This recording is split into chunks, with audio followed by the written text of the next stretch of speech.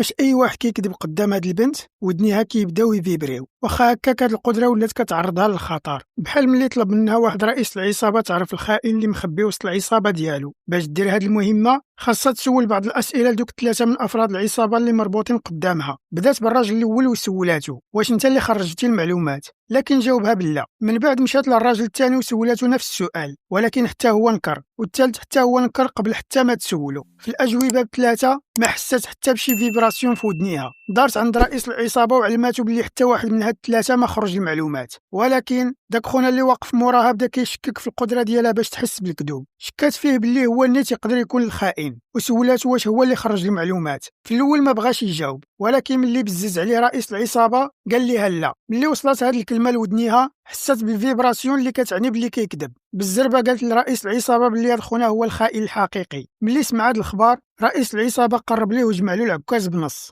لايك وسبسكرايب.